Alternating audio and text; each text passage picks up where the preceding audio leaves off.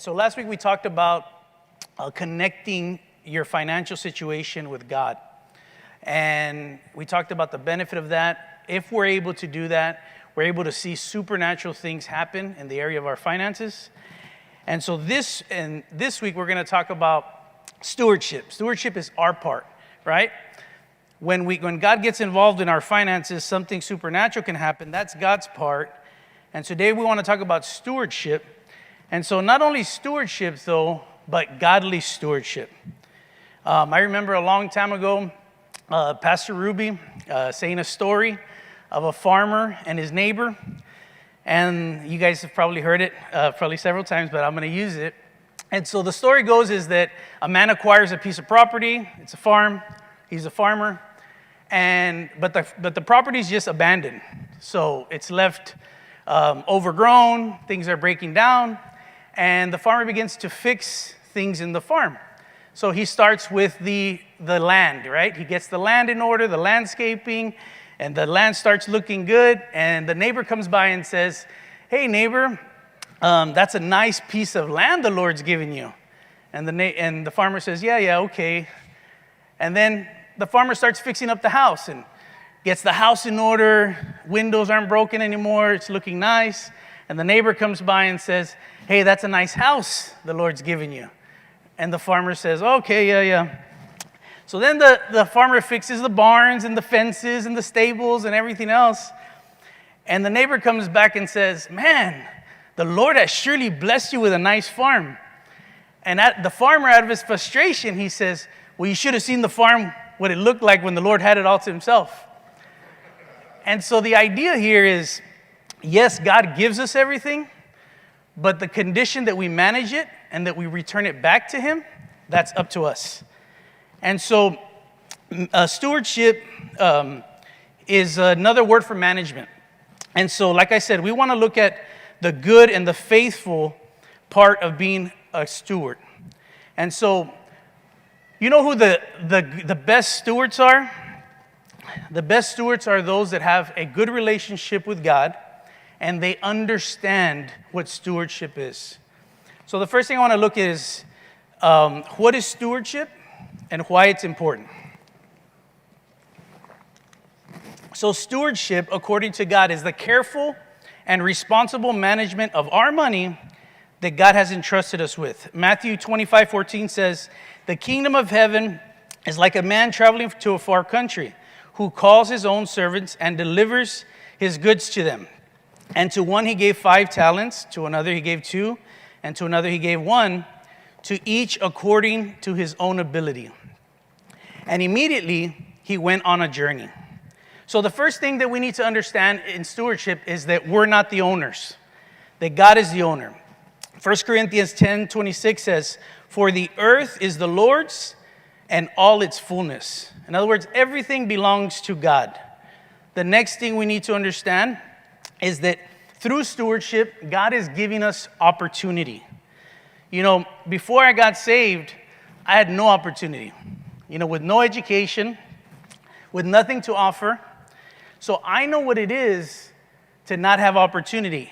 And then I remember getting saved. Getting saved, God gives us opportunity through stewardship. In other words, it doesn't matter where you are. If you're saved, you have something to work with. And stewardship is the opportunity for us to advance. The other thing we need to understand is God is trusting us. In other words, God takes this personal.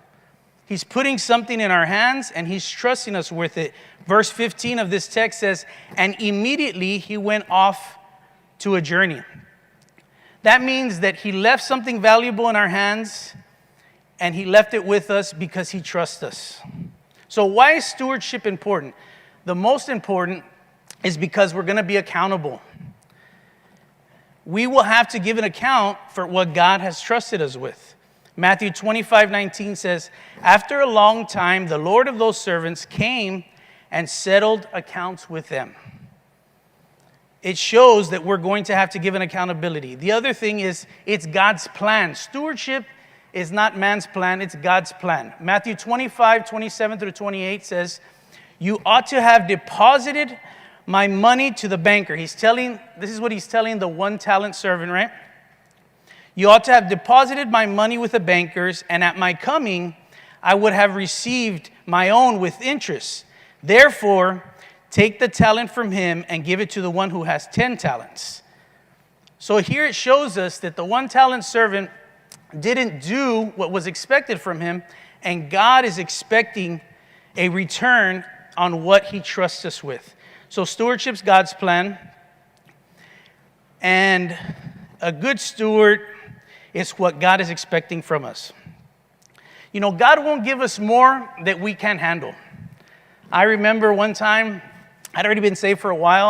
I even owned a business already. In my mind, I'm thinking, I'm the best steward, you know? And when I'm measuring myself up, I'm saying, hey, I'm a good steward.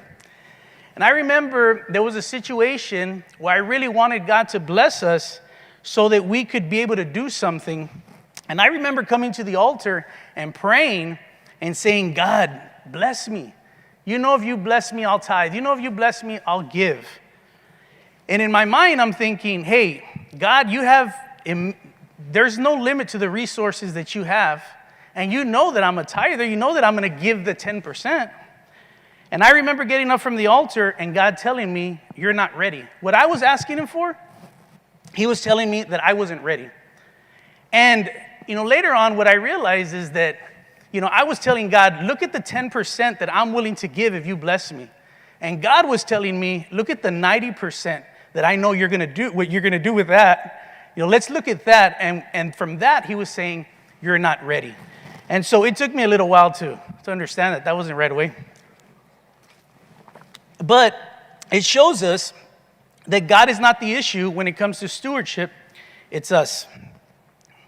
So it's important because we're going to give an account. The other reason why it's important is because this is how God's going to further his kingdom.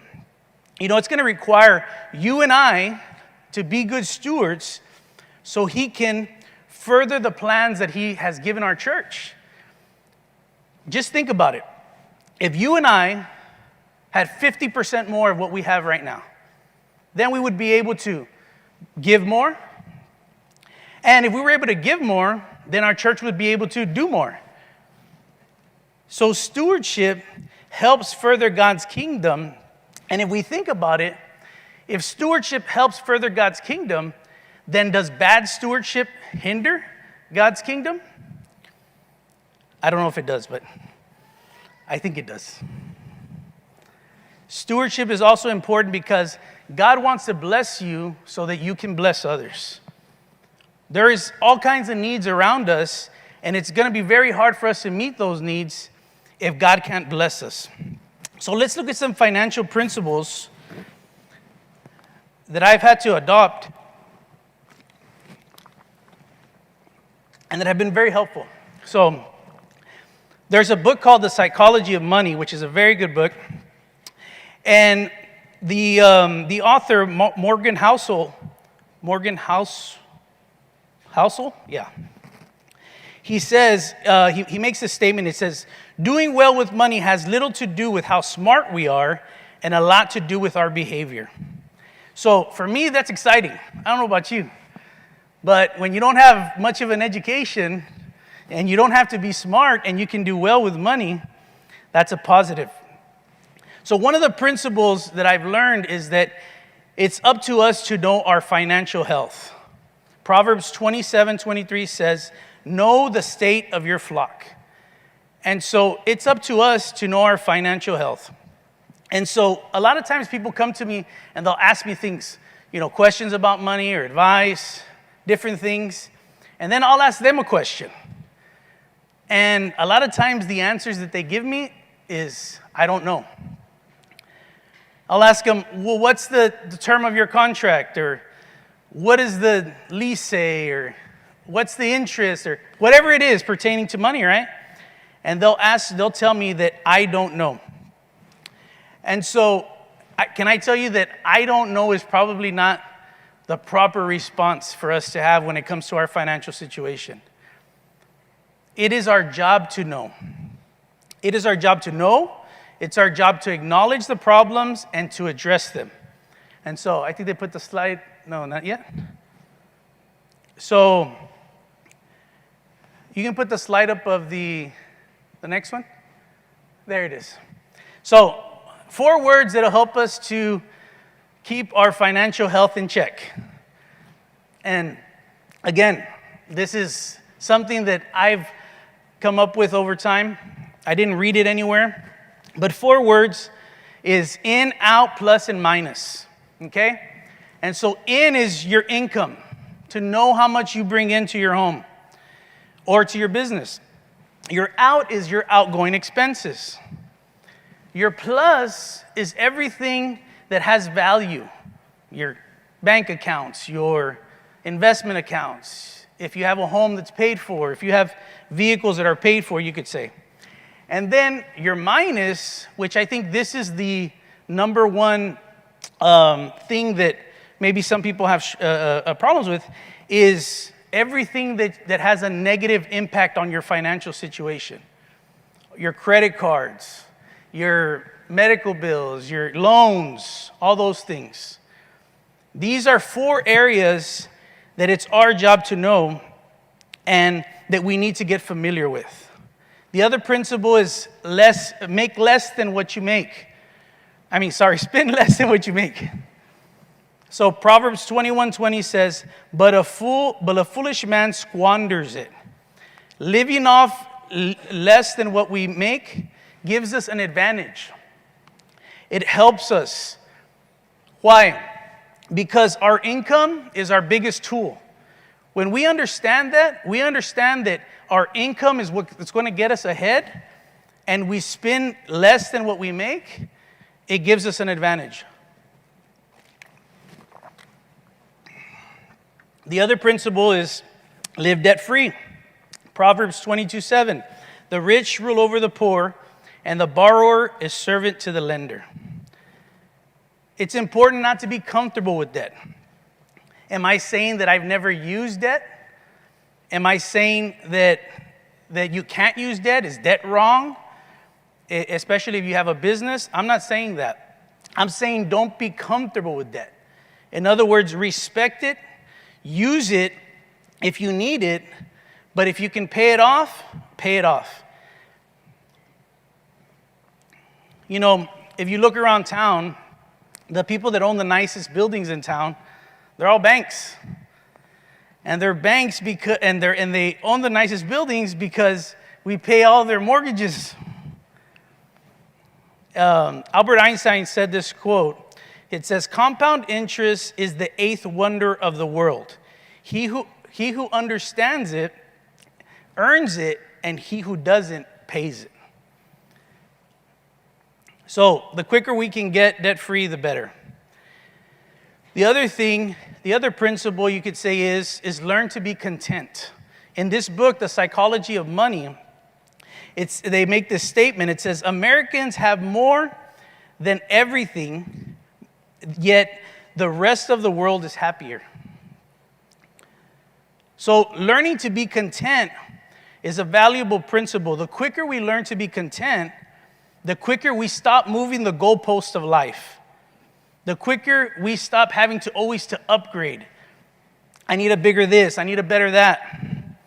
And the quicker we start using those funds to advance, to actually multiply them and put ourselves in a better position. 1 Timothy 6:6 says, now godliness with contentment is great gain. The other principle is save. Proverbs 21:20 says, there is desirable treasure and oil in the house of the dwelling. There's desirable treasure and oil in the dwelling of the wise.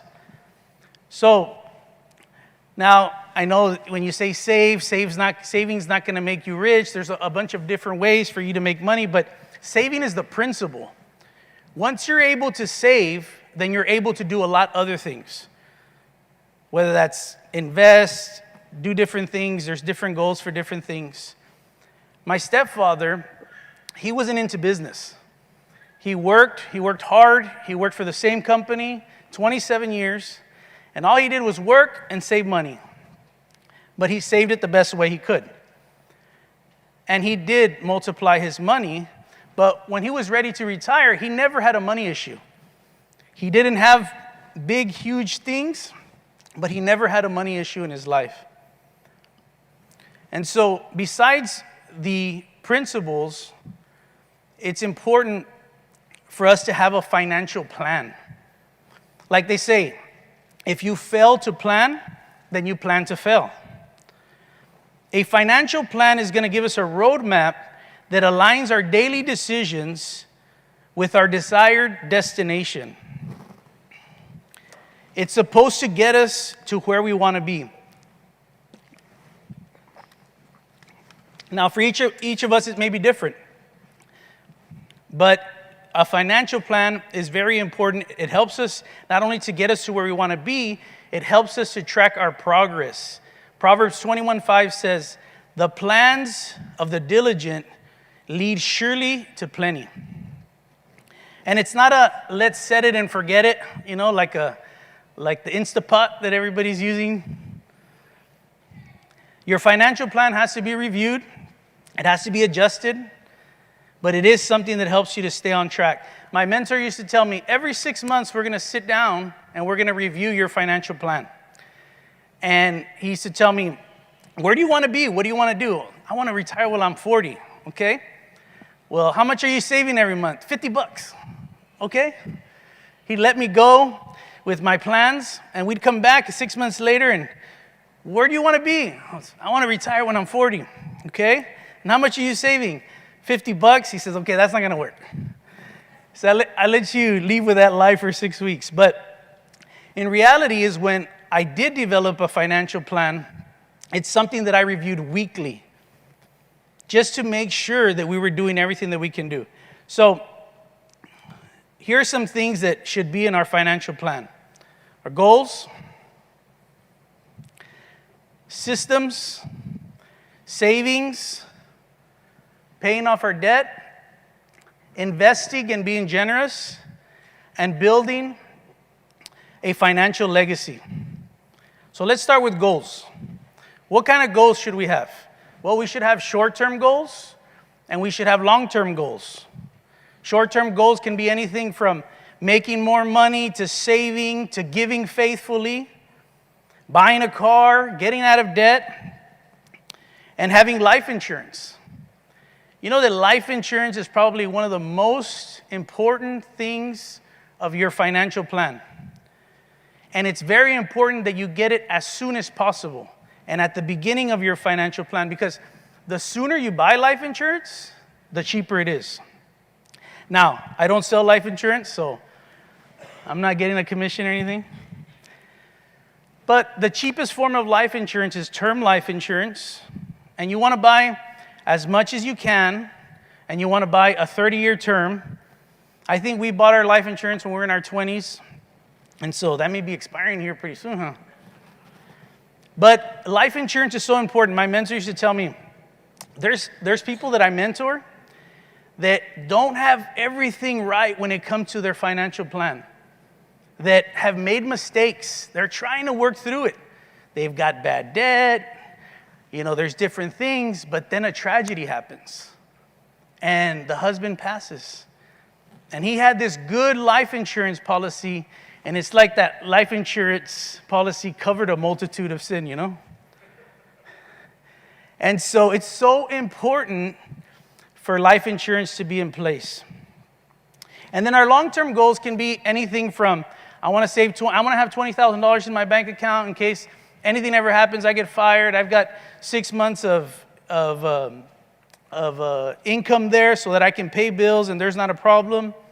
One of our long-term goals for us was to save money for our kids' retirement. No, RJ, don't get any ideas. To save for our kids' college. Another one could be buying a house or saving for retirement or paying off your home. I mean, everybody's is going to be different, right? But that's the idea, is that in your plan, you have things that you can accomplish on a short term, and you have things that you can accomplish on long term. The other thing that's needed into our financial plan is systems and processes. If I didn't have accounting system, inventory system, bill pay system, payroll system in my company, I would be so inefficient and ineffective. But it's the same thing for us when we are working on our personal finances, is we need to develop systems and processes that are going to help us to be effective and efficient. In the book, The Compound Effect, they use such a good illustration. And they talk about the NFL. Every opening season, the NFL has 30 plus football teams, and they all have the same goal, right? That's to beat the Dallas Cowboys. No, I'm just kidding. But they do have that goal. But that's to win the Super Bowl, right? But at the end of the season, there's only one winner. Why? They all had the same goals. But the one that wins has the most effective system and process in place to be the winner. So that's something that we need to consider when we're trying to accomplish our goals. So my grandmother, she got divorced when she was in her 40s. And so she lived alone, and she wasn't educated. She didn't know English. The only thing she knew how to do was cook. So she made tortillas, she made tamales. She used to go around picking up like secondhand stuff and reselling it. And so she built her little enterprise, by not even being educated. But one of the things she used to tell us when we were kids, she used to say, ganar no es trabajar, ganar es cuidar. In other words, you can go out and work and make money, but the real work is going to come if you're able to take care of it, if you're able to make that money last, if you're able to save it. That's where the work's going to come from. And like I said, when we had our financial plan, we would look at it on a weekly basis. We'd go to work, make money, come home, and see what are we going to do with that money, because we wanted to stay on track. Now, tracking our expenses is one of the most important things when it comes to getting our finances in order. Tracking our expenses gives us information. What type of expenses do we have? How much money do we need to stay afloat? What is our home overhead?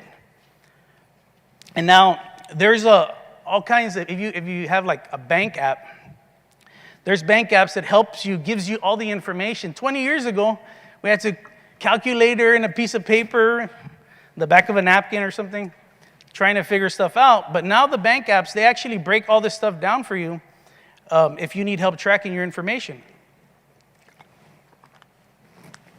I didn't want to say budgeting, because I felt like somebody was going to throw their phone at me, because that's like a bad word when it comes to managing money.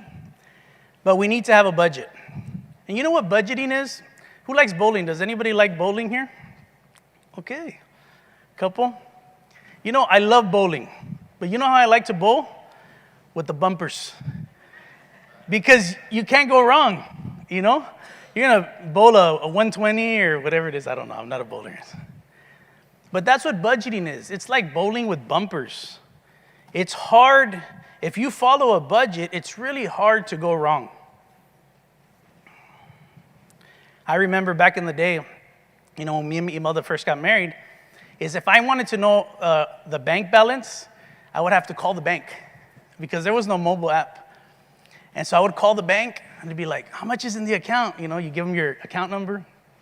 $54. Okay, you can buy the shoes. There's $54 in there. Little did I know that there's a check coming in. But that's the difference between budgeting and not. Now, there's all different types of systems and ways to budget. I remember back in the day, they used to be like the envelope system. They go cash your check, and then you divide all your money. And then there was, manual Excels, and now there's Excels with formulas and, all kinds of stuff, and mobile apps. But for me, the simplest way to budget was through a budget percentage.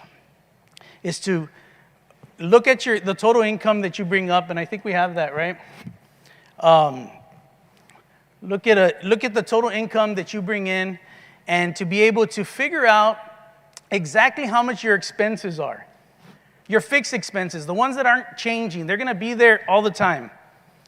And organize a certain percentage to your fixed expenses, and then you could give so much to giving and give so much to saving and give so much to investing.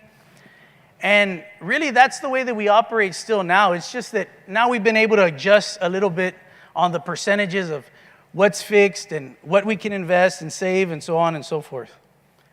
But this is where that rule comes from, the 10-10-10 rule, right? You can give 10%, save 10%, invest 10%, and you can still be covering all the areas.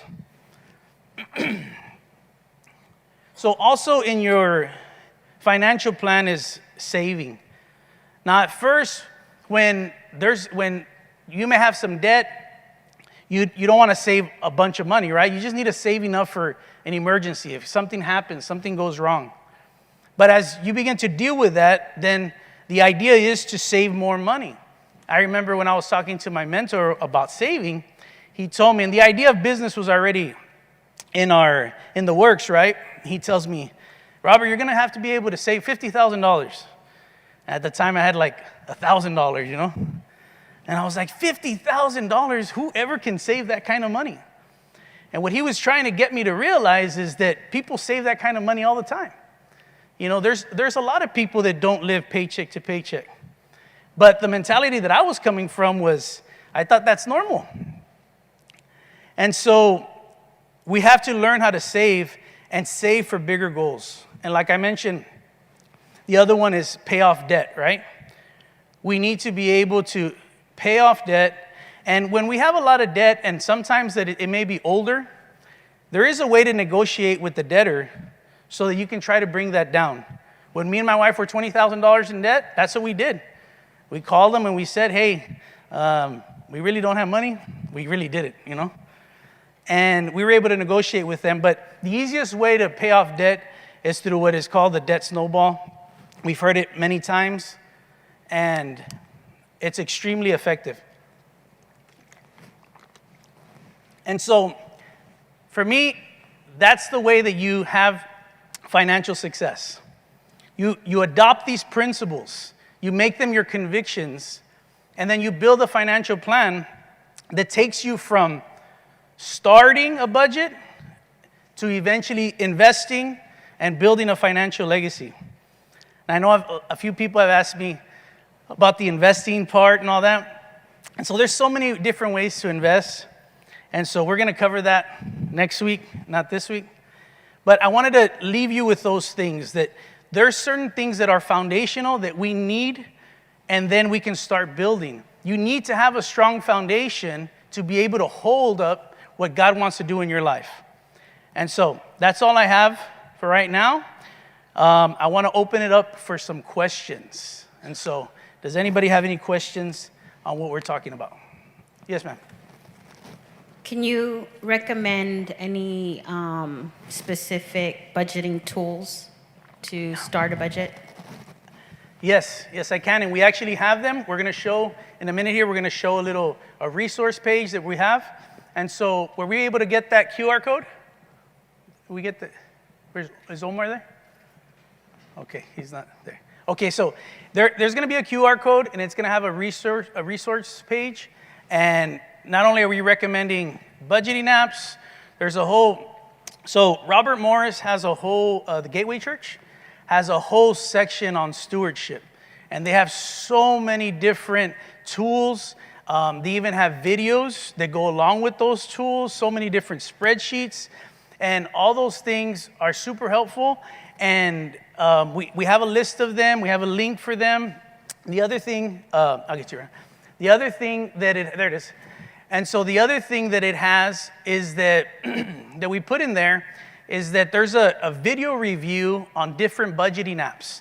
Now, I've never used a budgeting app, but I know Dave Ramsey has a budgeting app. It's called Every Dollar, and that review is in there also. But there's like 7 budgeting apps that you can go through, and then you can check to see which one is really helpful to you. Some of them are free, some of them they charge. And so I decided to do it like this so that you could go through it and see which one is most helpful for you.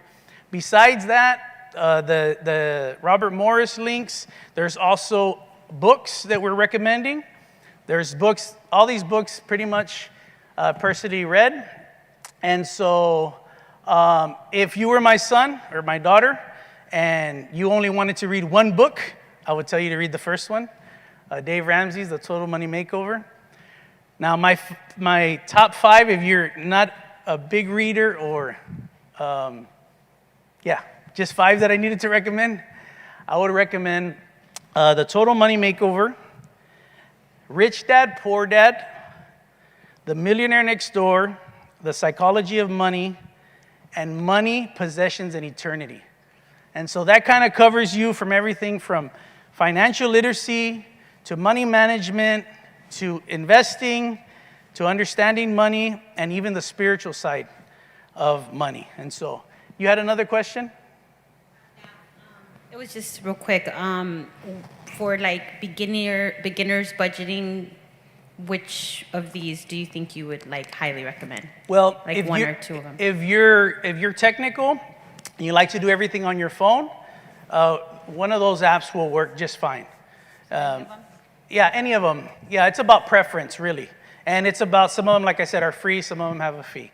So if you're technical. If you want to do stuff manually, the Robert Morris link, it has everything from a budgeting app, or I'm sorry, a budgeting worksheet to financial plan, to cash flow. There's a lot there to a tracking that you need before you actually start budgeting.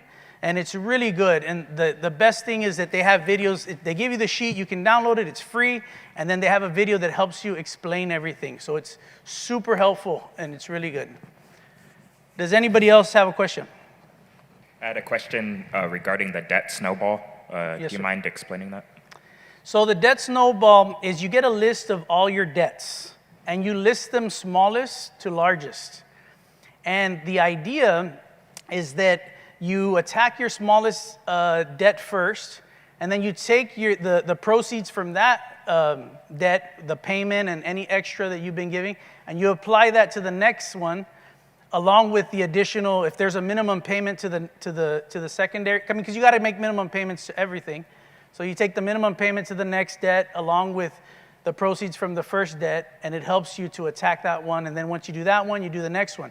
But in that link for Robert Morris's church, the Gateway Church, it also has a snowball a sheet that you could use, and it also has a video that kind of breaks it down a little slower and gives you more details. So they're very, very good resources, very helpful. Diego? The budget percentage, was that off of like the percentages are going to be off of like your gross or your net? So it's going to be what you bring home, right? So your net, in the sense of how you can manage. We know we're Christian, we tithe off of our gross, right? But it's basically off of your net that you're able to use the available money to pay towards your expenses. But it's just a general idea. So it doesn't have to be 70%. I mean, the idea is that if you can live off of 60 or 50%, it's better, because then we can do more with those additional slots, right? We can do 20 for giving, 20 for saving, 20 for, and all that's going to be based on your goals, on what you're trying to accomplish, what you're trying to do. Next week, we're going to talk a little bit more about investing and the benefits of being generous towards God's house and how those things come into play. So we'll touch up a little bit on that part. Anybody else have a question? If we don't have no more questions, like I said, the number one book that you want to read when it comes to money is the Bible. There's a reason that I referenced all these principles off the Bible, because God gives us everything we need. There's 2,400 verses in the Bible that talk about money. So the Bible covers money very well. But those other books are very helpful. Like I said, if you're starting at the beginning, the Total Money Makeover is going to be extremely helpful. It's going to get you to where you want to go.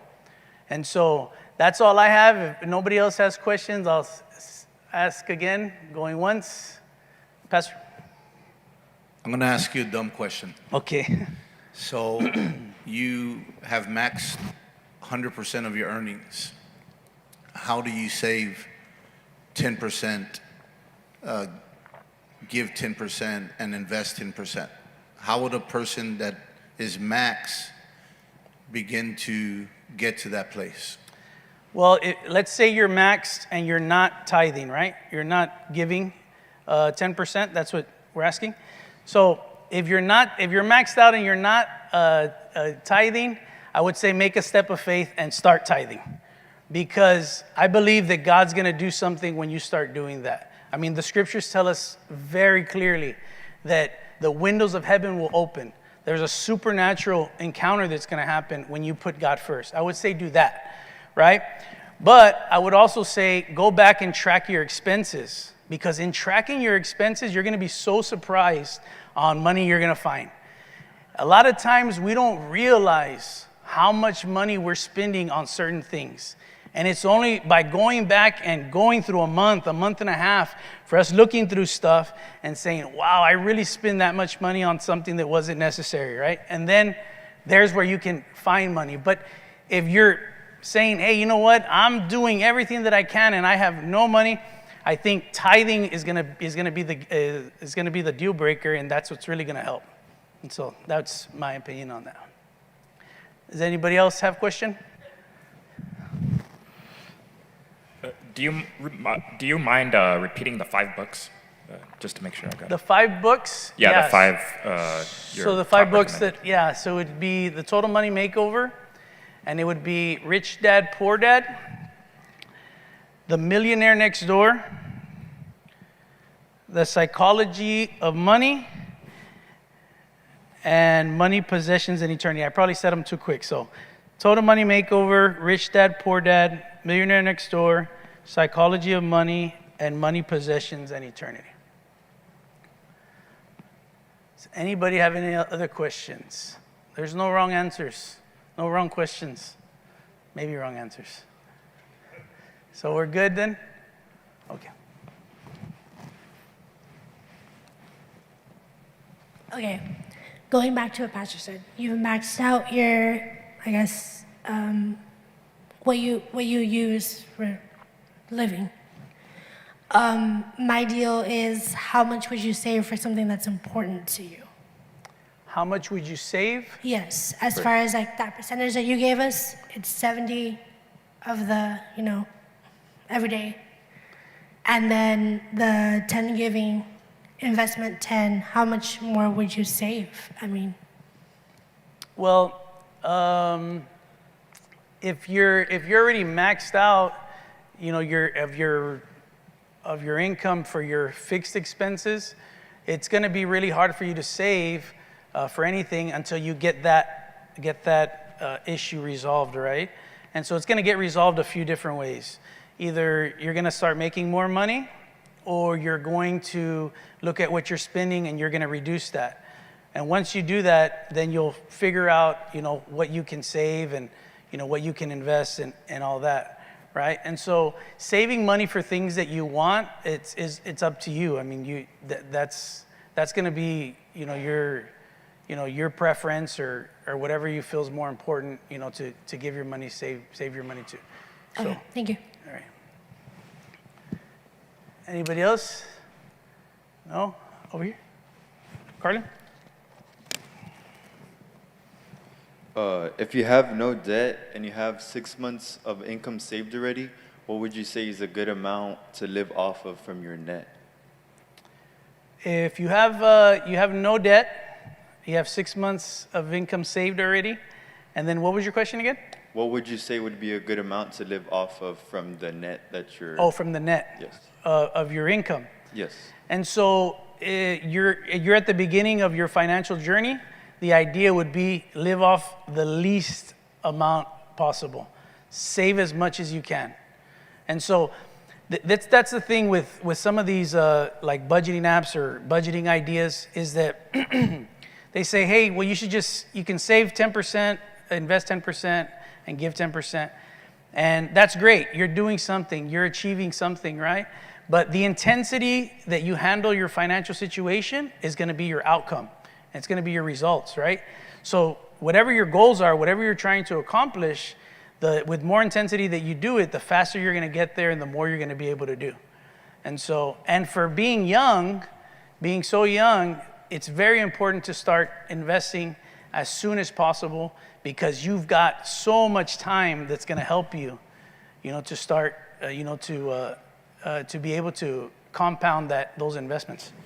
So would you say it would be better to continue saving more or to begin investing?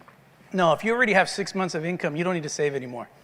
Especially if you're single. I mean, obviously I know your situation, right? You're single, and so you can start investing as soon as possible. That's what investing does, man. It gives you the opportunity to be a business owner with a little bit of money, right? And so we'll get into more of that, next week. But investing is such a great tool to multiply your efforts. Anybody else? Over here, we'll do here, and then we'll do back there. Stacy. Could you provide me with an example for legacy? Because I'm thinking something, but probably completely off from what you're trying to say here. So us that were Christian, our ultimate goal is when we have our financial plan already worked out and it's working good for us, the ultimate goal is to be able to transfer not only wealth, but the education that comes with the wealth for your family, and then the structure that is able to support the wealth, right? So God blesses us, and ultimately God's looking down the road when he blesses us and he entrusts us with finances, is that he has a plan for us. And that money that he's blessing us with also has a plan, right? And so as we begin to grow and we begin to acquire more, it's not just about acquiring, right? Because our finances on this earth, they have a time limit. They're going to expire, right? And so we need to make sure that what God has blessed us with, we're able to transfer that over. And when we see people do that, we see what type of individuals are doing that.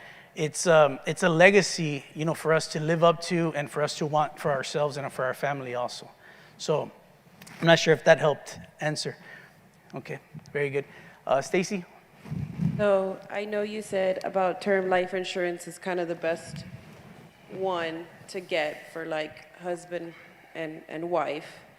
I don't know nothing on that. So my question would be, would that be something like to get on your children as well? And then is that something that they can keep as they grow older, or I don't know how to. Okay, no, that's a good question. That's a very good question. So the leftover money that we have at the end of the month, every month, needs to be intentional, right? Now, again, I said everybody's going to have different goals, right? But in my home, my goal was protect my family first and then multiply my money, right? So we never did any of that for our kids, any type of life insurance for the kids, because what life insurance is supposed to be, it's supposed to be replacement income. It's supposed to be a bridge from where you're at and for where you ultimately want to be, right? And so term life insurance is not forever. You're going to pay it, but it's an insurance policy that you're buying so that from here to where you're financially free, it's covering you. It's bridging that gap, right? And so as far as for the kids, we never did anything like that, because if we had $20, $30, $50, $100 left over, it'd be better to put that into an investment account that's going to build. And what we did do, though, for the kids is we did do the college funds, because when they were little, they were going to be doctors and lawyers and astronauts and all that stuff, right? And so now things have changed just a little, but that was something that we did for them. And so hope that answered your question. Any other questions? Questions? Ruben.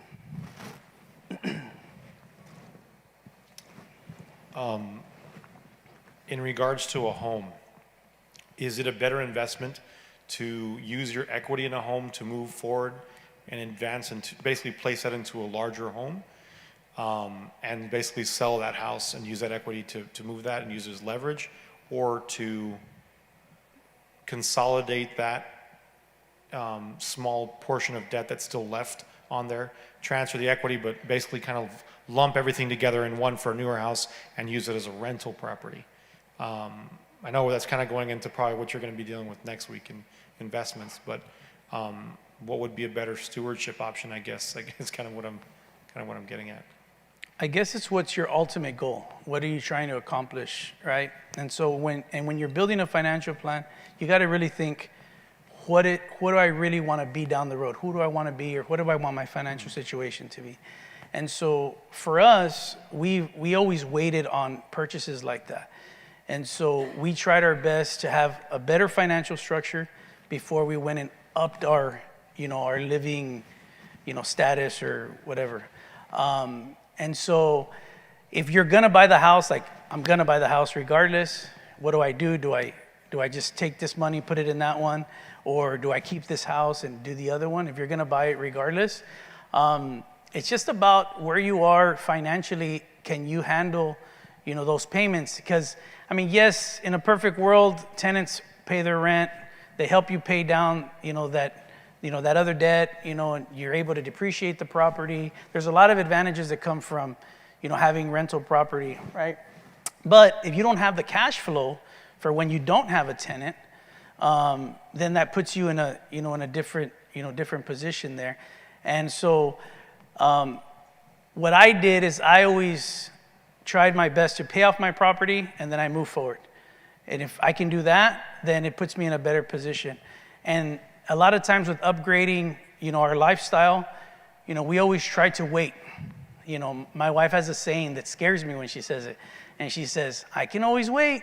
And she says it with a tone in her voice like, you're going to get the good stuff because you're going to wait, And I'm like, the good stuff's going to cost, So, but, so waiting it out is probably the better option, in my opinion, because if you have extra money, you could be, investing it and really setting yourself ahead, and investing it in stuff that's not going to cause you headaches, problems, take time from you, which the easiest way of investing in it is in, in mutual funds, right? And so we'll talk about that a little bit more next week. And so that's my take on that. Thanks. Thank you. Anybody else? Who's that? Audrey? What's her name? The baby? She's raising her hand. Okay, so if that's it, no more questions, then we'll regroup again next week. Like I said, for some of y'all, you might be saying, "Hey, these are simple things. They're things that that are so basic." But the reality is, what the data tells us about multiplying our money and getting out of debt is that it doesn't not happen because things are simple. It doesn't happen because people don't do them. And so it's taking the simple information that we know and applying it to the fullest so that we can get the best result that we can. So I want to say thank you all very much, and that's all I have.